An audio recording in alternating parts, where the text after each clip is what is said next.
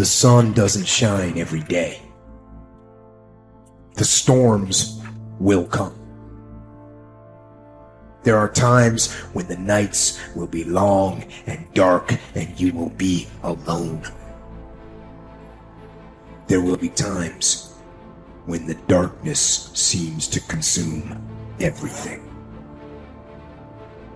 But don't let it consume you.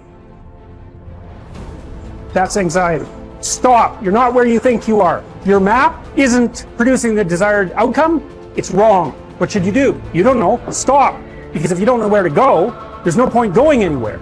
And then what? Prepare. That's anxiety. Stop. Prepare. Well, people hate that because, well, for obvious reasons. Prepare. For what? Everything. Very, very demanding psychophysiologically. And that's also something that's really worth knowing. It's like anxiety isn't just a psychological state that's unpleasant. It's like you're revved up and you're burning resources like mad. And you're in a biochemical state such that's optimized for quick action, but that's toxic if you inhabit it for any length of time. So not knowing what to do, that is not good. And it isn't just that it makes you feel bad. It's you're running your machinery faster than you can replenish it. For some reason, there is this facade that life should be full of happiness and without its suffering, which actually makes us suffer even more. Because when we get sad or something bad happens, we do not only feel bad about the thing itself, but we also feel bad because our life is not the way it is supposed to be. Not realizing suffering and sadness is just a part of life, and they're inevitable. Unless you learn your lesson, it will keep hurting. Not only it will never stop, it will also keep increasing the amount, so you won't get used to it.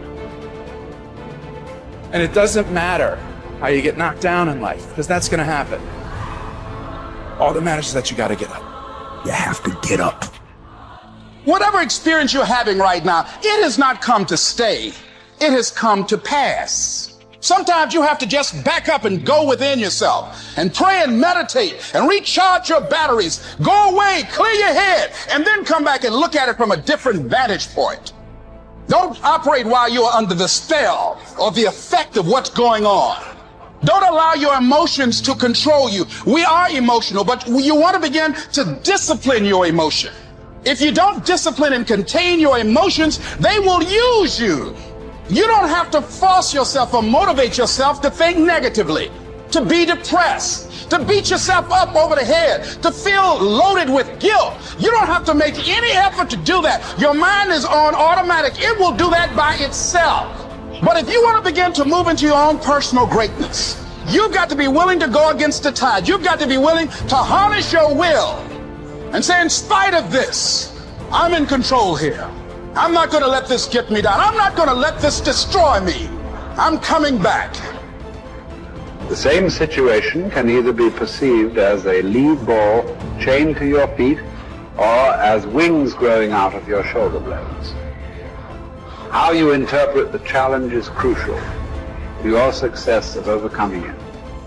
Ultimately, it's never the challenges that matter, but how you perceive them. If you work at that which is before you, following right reason seriously, vigorously, calmly, without allowing anything else to distract you, but keeping your divine part pure, as if you should be bound to give it back immediately. If you hold to this, expecting nothing, fearing nothing, but satisfied with your present activity according to nature, and with heroic truth in every word and sound which you utter, you will live happy. And there is no one who is able to prevent this.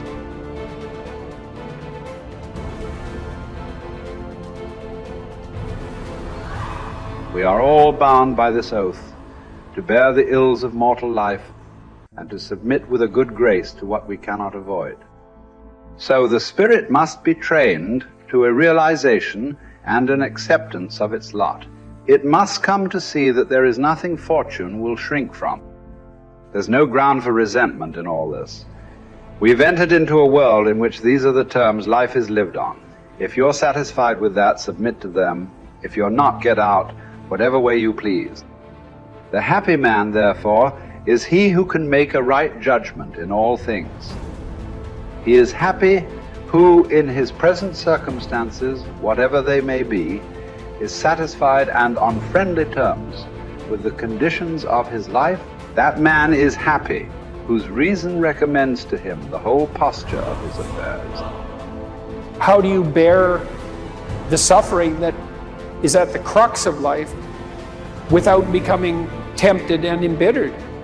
That's really, really difficult. Now, someone might point out, go ahead and be bitter, see where that gets you. And if you have any sense, and generally people have at least some, they know that being sick and bitter is worse than just being sick.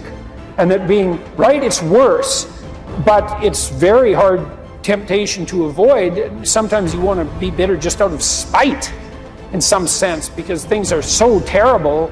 All you've got left is your willingness to shake your fist, and say, well, really? Is this like this many poisonous snakes? Really? That's like, maybe I could have learned with just 1 or 2, not 100. And so, but we're all stuck with that. And I think we're stuck with it at every level of our life in some senses. How do we maintain a high order moral orientation in spite of suffering and malevolence? Do you think that the man has any thought of mending his ways who counts over his vices as if they were virtues? Therefore, as far as possible, prove yourself guilty, hunt up charges against yourself, play the part first of accuser, then of judge, last of intercessor. At times be harsh with yourself. Set yourself free for your own sake. Gather and save your time, which till lately has been forced from you or filched away, or has merely slipped from your hands. Make yourself believe the truth of my words, that certain moments are torn from us, that some are gently removed, and that others glide beyond our reach. The most disgraceful kind of loss, however, is that due to carelessness. Furthermore, if you will pay close heed to the problem, you will find that the largest portion of our life passes while we are doing ill, a goodly share while we are doing nothing, and the whole while we are doing that which is not to the purpose. What man can you show me who places any value on his time, who reckons the worth of each day, who understands that he is dying daily? For we are mistaken when we look forward to death. The major portion of death has already passed. Whatever years be behind us are in death's hands. We should not manifest surprise at any sort of condition into which we are born, and which should be lamented by no one, simply because it is equally ordained for all. Yes, I say equally ordained, for a man might have experienced even that which he has escaped. And an equal law consists not of that which all have experienced, but of that which is laid down for all. Be sure to prescribe for your mind this sense of equity. We should pay without complaint the tax of our mortality. If you're looking for certainty, the reality of suffering is certain. I mean, what do you accept as evidence above all else? That's a good question. That's a hard question. But I would say pain is up there.